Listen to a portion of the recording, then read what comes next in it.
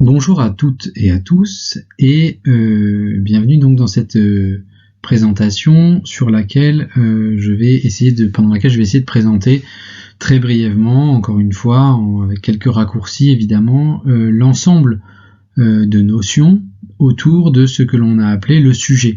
Alors comme vous le voyez, cette notion, ce que l'on appelle le sujet, recouvre à la fois la notion de conscience, d'existence, de temps, d'inconscient, autrui et même le désir. Vous allez voir qu'on en parlera un petit peu. Alors, pour essayer d'y voir un peu plus clair, commençons par une distinction. On distingue habituellement deux termes, ce que l'on appelle l'individu et ce que l'on appelle le sujet ou la subjectivité. Qu'appelle-t-on l'individu ? Bien, l'individu est quelque chose comme un échantillon, c'est-à-dire un élément, une partie d'un tout, mais une partie considérée dans ce qu'elle a d'indivisible.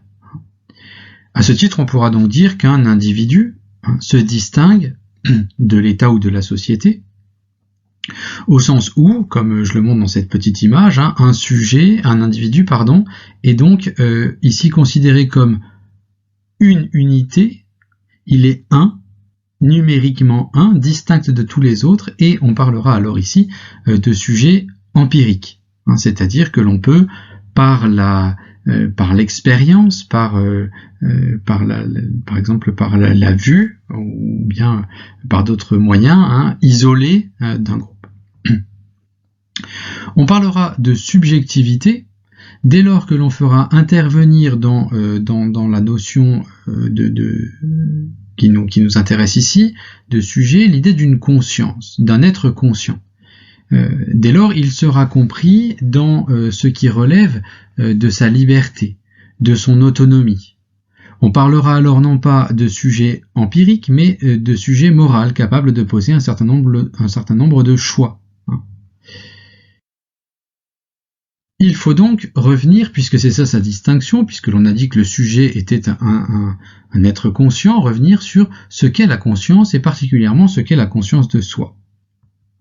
On appelle conscience, on peut appeler conscience en tout cas, deux formes de relations. Premièrement, une relation d'un être vivant à un objet qui lui fait face, par exemple, lorsque je dis que j'ai conscience des objets qui m'entourent. J'ai bien conscience d'être dans une pièce, j'ai conscience des murs qui m'entourent, etc. Mais je peux aussi parler de conscience lorsque je parle de la relation d'un sujet, en quelque sorte, qui est capable de dire « je » à un autre objet, ou voire peut-être même à lui-même. C'est-à-dire, cette fois-ci, de passer d'un simple constat qu'il existe quelque chose à l'extérieur qui m'entoure, à l'extérieur de moi, à la reconnaissance d'un sujet, c'est-à-dire de ce qui en moi permet une telle reconnaissance. On appellera donc dans un premier temps conscience phénoménale, cette conscience qui nous permet, cette connaissance qui nous permet de faire référence à un vécu. Entendons par là, lorsque quelque chose de l'extérieur m'arrive, j'éprouve quelque chose, cela me fait quelque chose. Or, ceci implique que j'ai conscience que quelque chose apparaît, quelque chose m'apparaît comme un phénomène, d'où son terme de conscience phénoménale. Il n'y a aucune raison de réduire cette conscience phénoménale au seul être humain. C'est la raison par laquelle Bergson, lorsqu'il réfléchit sur cette question dans La conscience et la vie, texte que vous avez à travailler pour le dernier exercice de l'année, dit ceci: la conscience est coextensive à la vie, c'est-à-dire coextensive, c'est à partout où il y a de la vie, il y a de la conscience. Et d'autre part, elle est, dit-il encore, mémoire et anticipation. Mémoire et anticipation. On va le retenir ça pour ce qui va suivre. On peut parler dans un deuxième temps d'une conscience réflexive, non plus conscience phénoménale, simplement qui reçoit ce qui se passe à l'extérieur, mais connaissance de ces états de conscience. C'est-à-dire, en quelque sorte, une conscience de la conscience. Bref, cette conscience réflexive permet de penser une forme de jugement. Lorsque, par exemple, on pourrait tout à fait appeler ceci, comme Descartes le fait, conscience ici étant ma propre pensée, et non pas simplement le fait de ressentir le phénomène, c'est-à-dire la chose qui m'apparaît. Enfin, troisième sens possible, on parle de conscience lorsque l'on évoque la conscience morale, c'est-à-dire on parlait tout à l'heure de la possibilité d'un jugement, bien un jugement moral, c'est-à-dire qui porte sur la valeur de l'acte que je vais poser. Kant le dit de manière peut-être plus condensée et plus compliquée, c'est la raison pratique représentant à l'homme son devoir. Je vous renvoie donc, pour essayer d'analyser un peu mieux cette citation, à la vidéo de révision faite sur la morale, où on développe beaucoup plus l'idée de devoir et donc d'impératif moral. On dit donc que le sujet se définit par la conscience. Certes, mais que nous donne cette conscience? Qu'est-ce qu'elle nous permet de découvrir? Eh bien, on l'a dit déjà dans un premier temps, elle nous permet d'atteindre le monde extérieur. Il y a des choses qui donc nous atteignent, ce que l'on appelle la réalité, et dont nous avons une connaissance qui provoque de notre part des réactions, peut-être même des actions plus réfléchies, en tout cas également des mouvements intérieurs qui nous portent vers ces choses, ce que l'on va appeler des désirs. Mais ce monde extérieur n'est pas le seul qui se révèle à nous. Ce qui se révèle à nous, c'est aussi l'intériorité. L'intériorité de ce que l'on a appelé le « je pense ». Avoir conscience, c'est donc se saisir comme sujet. Et rappelez-vous que lorsque nous réfléchissions à ceci avec Descartes, nous arrivions à cette idée que dès que je prononce ou que je conçois dans mon esprit l'idée même de penser, le je pense, alors je me perçois comme existant. Je pense, j'existe. Je suis, j'existe. Cette proposition est vraie toutes les fois que je la conçois en mon esprit ou que je la prononce, d'ailleurs, dit Descartes, c'est-à-dire à partir du moment où j'élabore, où je saisis cette pensée, eh bien, je saisis mon existence comme sujet conscient. Mais, rajoute Bergson, ce n'est pas du tout la seule donnée immédiate qui nous vient par la conscience. Notre existence, en même temps qu'elle est saisie dans le temps. Et donc, quelque chose se donne à la conscience à travers la durée. Concept très important chez Bergson. Analysons-le un petit peu plus. L'existence de l'homme, vous en conviendrez assez facilement, est liée au temps. C'est-à-dire, regardez les représentations que l'on se fait de notre vie, qui commence par l'enfance, l'adolescence, la vie adulte, etc., puis la vieillesse. Cette idée que la vie tout entière est prise dans une certaine temporalité. Vous avez une magnifique chanson traditionnelle colombienne là-dessus à écouter sans modération qui est magnifique. On distingue en philosophie deux types de temps. Plus exactement, deux manières de considérer le temps. Une manière objective, tout d'abord. Le temps, objectivement, pourrait-on dire, est, dit Aristote, la mesure du mouvement selon l'antérieur et le postérieur. Tout simplement, il s'agit de mesurer un mouvement. Lorsque, par exemple, vous observez une scène qui se passe sous vos yeux, un match, par exemple, un match de tennis, un match de foot, comme vous voulez, eh bien, vous avez devant vous une succession d'actions, certaines se produisant avant, d'autres après, et vous avez ainsi saisi qu'il existe une temporalité objective. On peut ainsi dire qu'à la 55e minute, il s'est passé telle action, j'ai mesuré quelque chose à partir simplement d'un mouvement que j'ai découpé, que j'ai distingué en différents moments qui me permettent de considérer le temps objectif. Évidemment, ce n'est pas le seul temps, il existe un temps subjectif, une manière subjective de percevoir le temps. C'est le temps de la conscience. Bergson écrit ceci, c'est la succession de nos états de conscience quand notre moi se laisse vivre. Faites cette petite expérience que nous faisons régulièrement, de voir à quel point il y a un écart parfois entre ce temps objectif mesuré et le temps subjectif simplement vécu. Lorsque vous prenez une heure de plaisir devant un match et lorsque vous prenez une heure de souffrance chez le dentiste, par exemple. Vous voyez bien qu'il y a un écart entre ces deux formes de temps. C'est précisément le temps subjectif sur lequel Saint Augustin va s'intéresser. Alors on a coutume de distinguer dans l'existence de l'homme lié au temps le passé, le présent et le futur. La question est de savoir, ces temps qu'on utilise spontanément, existent-ils vraiment ? La première remarque d'Augustin est de dire qu'il n'est pas du tout évident que, au moins, le passé et le futur existent, puisque le passé n'est plus et que l'avenir n'est pas encore. C'est comme ça qu'on définit le passé. Le passé est ce qui n'est plus, et le futur, ce qui n'est pas encore. Resterait donc l'idée d'un présent possible qui existerait, mais ce présent, là encore, est un moment qui n'existe quasiment pas, puisque dès lors que je pense au moment présent, il est déjà devenu passé, et donc je ne saisis pas très bien quelle est l'existence non plus de ce temps présent. Que faut-il en conclure ? Premièrement, que si l'on distingue passé et futur, on peut tout à fait dire, si on les pose comme étant plus difficiles à comprendre comme existant que le présent, on peut donc tout à fait dire avec Augustin qu'en réalité il y a 3 temps, le présent des choses passées, le présent des choses présentes et le présent des choses futures. Voilà ce qu'il dit dans les Confessions au livre 11. Alors, que veut-il dire exactement par là ? Et c'est là que c'est très intéressant pour la suite, pour la compréhension psychologique du sujet. Eh bien, c'est que dans l'esprit, dit Augustin, se rencontrent 3 choses. Il y a à la fois l'attente, ensuite il y a l'attention présente, et ensuite il y a le souvenir.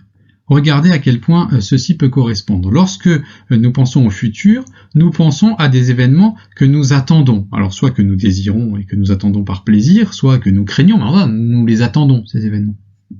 Lorsqu'ils sont là, eh bien, il ne nous reste plus qu'à être attentifs à ces événements-là. Et dès lors qu'ils sont passés, nous en gardons des souvenirs. De sorte que vous voyez que la manière de concevoir le temps chez Augustin est tout à fait dépendante de la manière dont on perçoit cette fois-ci notre rapport à la mémoire et à l'anticipation, c'est-à-dire en fait au souvenir et au désir. Que veut donc dire pour l'être humain exister dans le temps ? Que peut-on retenir ? Tout d'abord que l'existant humain, l'être humain en tant qu'il existe, est à comprendre comme un être conscient, c'est-à-dire doté d'une conscience qui est, dit Bergson, mémoire et anticipation. La vie humaine ne se comprend, ne s'appréhende, ne se perçoit que comme prise entre un passé et un avenir. Bergson prendra plusieurs images, celle du pont jeté entre le passé et l'avenir. Il dira aussi dans La conscience et la vie toujours qu'elle est appuyée sur le passé et penchée vers l'avenir. Donc, première caractéristique de la conscience, elle est prise dans cette temporalité. Deuxième caractéristique, c'est que le temps définit l'homme comme un être de désir, c'est-à-dire tourné vers quelque chose qui vient. Regardez les représentations que l'on se fait du temps. La plupart du temps, d'ailleurs, on utilise des images comme celle de la frise chronologique, voilà, que vous connaissez très bien, où on a des moments dans le passé et on fait une flèche qui tend vers l'avenir, dont on ne sait pas très bien ce dont il sera fait, mais on se concentre, on a l'impression que la vie humaine se comprend à partir de son passé. Et Francis Wolff, qui est un des philosophes français de notre temps, professeur à l'école normale supérieure, qui développe ces notions et qui est vraiment très intéressant. Je vous conseille d'aller écouter ses vidéos. Il y en a quelques-unes qui sont sur internet. Vous allez sur sa page et puis vous écoutez quelques vidéos. C'est vraiment très, très nourrissant. Vous avez une autre manière, et il insiste sur cette présentation-là, de percevoir le temps, non plus comme une frise chronologique où nous serions extérieurs au temps et où nous observerions ce qui se passe, mais nous sommes pris dans le temps, un peu comme un fleuve qui coule et dans lequel nous sommes cette fois-ci plongés. Or, lorsque nous sommes plongés dans un fleuve, quelle temporalité apparaît ? Eh bien, au contraire, la temporalité de je nage et je vois ce qui va arriver d'abord. Lorsque vous nagez dans un cours d'eau, vous nagez dans le sens opposé au courant pour voir ce qui va vous arriver, et donc précisément vous êtes tendu vers ce qui va se passer. Et voilà peut-être une meilleure manière de se représenter la manière dont nous sommes impliqués dans le temps. Si tel est le cas, c'est donc que l'homme, être conscient, est en même temps un être de désir. On a défini le désir comme un mouvement intérieur, c'est-à-dire un mouvement qui se distingue du besoin. Alors pourquoi se distingue-t-il du besoin? On l'avait dit, le besoin est tout d'abord extérieur à l'être humain, il est fini, c'est-à-dire qu'il est limité. L'exemple très simple est celui de la faim. Lorsque j'ai faim et que je mange suffisamment, eh bien cette faim s'arrête, j'ai atteint la satiété, c'est-à-dire j'en ai assez, et donc le besoin cesse. Et d'autre part, il est indépendant de toute qualification morale. Il est moralement non qualifiable. Je ne peux pas dire que c'est mauvais ou bon, au contraire, de ressentir la faim lorsque l'on a faim. Bon, c'est un fait, le corps éprouve cette faim. Le désir, à l'inverse, lui, n'est pas extérieur mais intérieur. Ce n'est pas un mouvement mécanique, c'est un mouvement conscient. D'autre part, il n'est pas limité, il n'est pas fini, il est même proprement infini, c'est-à-dire qu'il ne cesse de se renouveler, y compris lorsque l'objet est atteint. Regardez sur cet aspect-là la destinée tragique de Don Juan dans la pièce de Molière. Et d'autre part, il est moralement qualifié. Évidemment, il y a des désirs qui sont bons et des désirs qui sont mauvais. Alors certes, mauvais parce que la loi peut dire que ce désir-là est mauvais, par exemple un désir de violence ou d'atteinte à la personne d'autrui, mais il peut être aussi qualifié moralement mauvais indépendamment de la loi, lorsque la morale se prononce sur un élan intérieur qui irait contre les préceptes de la morale. Revenons donc sur cette question du désir et de la conscience, et précisons un petit peu. Dans un premier temps, on va distinguer deux conceptions, une conception qu'on va appeler spinoziste, qui est celle de Spinoza, qui consiste à relier profondément l'être vivant avec cette notion de désir. Alors, pour essayer de comprendre ceci, chaque être vivant, dans la conception spinoziste, est doté d'un élan, de quelque chose qui le pousse à conserver sa propre vie, sa propre existence. Spinoza appelle ça le conatus en latin, peu importe. En tout cas, chaque être vivant est capable de désirer un certain nombre de choses qui vont lui permettre de poursuivre sa course dans l'existence, en quelque sorte. Eh bien, le désir, considéré sous cet aspect-là, c'est cet appétit, c'est-à-dire c'est cette volonté d'obtenir une chose consciente, c'est simplement ceci. Alors, vous voyez le prolongement, donc voilà Spinoza. Paul Ricoeur, donc philosophe du XXe siècle, va interpréter ceci avec une formule que je trouve assez belle et assez intéressante. Le désir serait comme un mouvement qui monte du corps jusqu'au vouloir. C'est-à-dire, c'est pas simplement quelque chose qui naît en moi et qui me traverse de manière mécanique, c'est quelque chose qui en arrive jusqu'à une volonté qui s'exprime, c'est-à-dire jusqu'à une forme de conscience de soi. L'autre conception sur laquelle nous avons travaillé davantage était la conception freudienne. Il s'agit de se demander ici pour Freud d'où vient ce désir. Il peut-être venir du corps, certes, d'accord, mais expliquons-nous un petit peu plus. Et c'est là que Freud élabore cette théorie des pulsions, donc Eros et Thanatos, pulsion de vie d'un côté, Eros, pulsion de mort de l'autre, Thanatos. Le désir peut être un mouvement conscient, certes, mais il peut aussi provenir de ces pulsions strictement inconscientes qui trouvent leur origine dans le ça. Rappelez-vous, pour cet exemple-là, du cas d'Élisabeth, qui éprouve ce désir complètement inconscient et non formulé d'épouser le mari de sa sœur, alors malade, sœur qui va finir par décéder. C'est la raison pour laquelle, en insistant sur ce caractère peut-être inconscient du désir, nous en sommes venus à développer la notion d'inconscient. Alors, qu'entend-on par inconscient en philosophie? D'abord, quelque chose de très simple, sans forcément aller chercher dans la psychanalyse. Il y a en nous des choses que nous percevons, avec beaucoup d'évidence. Mais il y a aussi en nous beaucoup de choses que nous ne percevons pas. Pour essayer de comprendre ceci, Leibniz prend une image intéressante. Il se propose de faire attention, en quelque sorte, à le bruit de la vague. Voilà. Imaginez-vous là, au bord de la mer, et vous entendez une vague qui s'écrase contre le rocher. Vous allez entendre le bruit de la vague. Dans ce bruit-là, reconnaissez-vous le bruit, le choc de chaque petite goutte d'eau qui s'entrechoque l'une à l'autre? Évidemment, non. Vous allez entendre un son confus, mais vous n'allez pas entendre tous ces sons-là si particuliers. Ceci pour vous montrer que lorsque vous êtes attentif à quelque chose qui vous arrive ou qui vous advient, vous en percevez un certain nombre de choses de manière consciente, mais un certain nombre d'autres choses qui restent absolument loin de votre perception consciente, ou de ce que Leibniz s'appellera la perception, en un seul mot. Ces choses donc que nous n'apercevons pas pourraient s'expliquer, en tout cas avec l'analogie, c'est-à-dire tout ce qui relève du psychisme et que nous ne percevons pas, que nous n'apercevons pas, pourrait s'expliquer par l'existence d'un inconscient ou d'un psychisme refoulé. Je dis bien pourrait, car il s'agit ici d'une hypothèse. Nous avons travaillé cette hypothèse lorsque nous nous intéressions à ce que l'on appelle la deuxième topique de Freud. Alors, quelles étaient ces instances dans la deuxième topique de Freud? Eh bien, nous avions isolé d'abord le moi, le surmoi et le ça.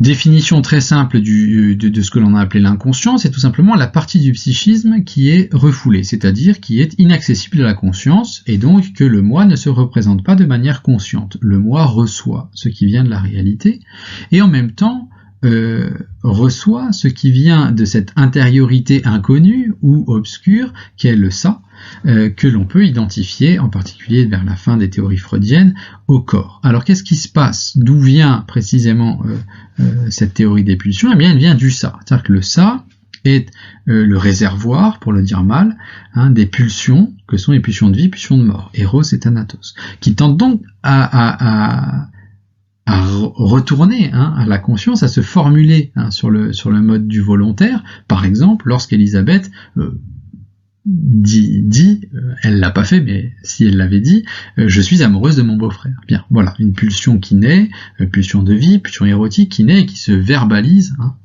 Évidemment, Élisabeth ne le fait pas. Pourquoi? Bien parce que apparaît dans ce processus de jaillissement vers la conscience de la pulsion un obstacle, ce que Freud appellera une censure, qui vient du surmoi, c'est-à-dire des règles morales ou des interdits parentaux et sociaux qui empêchent le désir, ou ce mouvement-là, de devenir conscient et de s'exprimer comme un désir. Dès lors, face à cet échec-là, deux solutions. Premièrement, la pulsion, en tout cas le mouvement revient vers le sujet lui-même qui refoule, théorie du refoulé freudien, ou bien il va s'exprimer, mais d'une autre manière, il va s'exprimer de manière détournée par tout ce que Freud appellera des symptômes, des actes manqués, des rêves, ou des pathologies un peu plus graves. Quelles conséquences pouvons-nous tirer de ces réflexions? Premièrement, si l'on admet l'hypothèse de l'inconscient, je vous rappelle que nous n'avons travaillé l'inconscient freudien que comme une hypothèse. C'est fondamental si vous relisez les critiques que l'on avait formulées avec par exemple Karl Popper. Si nous admettons l'hypothèse de l'inconscient, alors ce sur quoi nous pouvons nous mettre d'accord avec Freud, c'est que le moi n'est plus tout à fait maître en sa propre maison, comme il le disait lui-même. Deux interprétations sont possibles de cette formulation. Une interprétation que j'appelle hard, qui affirme un déterminisme psychique fort, qui nous prive d'une liberté que nous croyons infinie. Déterminisme psychique étant, ici, l'idée que chacun de nos états psychiques est déterminé par un état psychique qui lui correspond et qui est antérieur. Interprétation hard parce qu'elle nous prive, en quelque sorte, de notre liberté, voire peut-être même de notre responsabilité, ce qui fera évidemment tiquer beaucoup Jean-Paul Sartre, comme on l'a vu dans la critique également. Il existe une interprétation soft, plus soft en tout cas, celle d'Alain. Transforme le moi n'est plus maître en sa propre maison en disant le moi est obscur à lui-même. Ceci est à savoir, dit-il. Alors évidemment il y a une obscurité dans le moi, mais ça ne le prive absolument pas de sa capacité d'action, ni même, et ni surtout, de sa responsabilité dans l'action. Revenons donc cette fois-ci, pour dernier point, à notre conception du sujet. Le sujet était défini au départ comme conscience de soi, mais aussi comme connaissance obscure de soi. C'est ce qu'on a reçu, acquis de la réflexion sur l'inconscient. Ce sujet a donc, d'une certaine manière, un besoin de l'autre, première étape peut-être de l'autre qu'est le psychanalyste, pour essayer par la règle de la libre association-dissociation, comme l'avait dit Laplanche, la vidéo de Laplanche sur laquelle on avait travaillé, par cette libre association-dissociation, par l'interprétation des paroles que je vais faire en présence de cet autre qu'est l'analyste, à prendre conscience de ces choses qui, jusqu'à présent, étaient restées très obscures pour moi. Alors elles ne deviendront pas absolument conscientes, évidemment, hein, mais il y a un processus de libération possible par la parole. Cet autre, ça peut être non pas le psychanalyse, mais tout simplement autrui. Rappelez-vous les textes de Sartre, et d'Aristote aussi, mais de Sartre d'abord, où Sartre disait que l'autre était en quelque sorte comme le médiateur entre moi et moi-même. Rappelez-vous tous les textes, le texte qu'on avait vu sur la honte. Je me découvre moi-même honteux quand je suis face à autrui qui, d'une certaine manière, me dévoile à moi-même ma honte. Aristote ne dira finalement pas autre chose que ceci lorsqu'il dira que l'ami, et seul l'ami véritable, permet au sujet de se connaître lui-même, dans un certain plaisir même, rajoutera-t-il. Cet autre peut aussi prendre une autre forme, beaucoup plus impressionnante en quelque sorte, ça dépend, qu'Augustin serait tout à fait d'accord pour dire l'autre comme Dieu, l'altérité divine. Le sujet alors se perçoit sous la lumière d'un autre, c'est-à-dire sous la lumière du Créateur, capable de lui donner connaissance, conscience des désirs qui habitent le cœur de l'homme.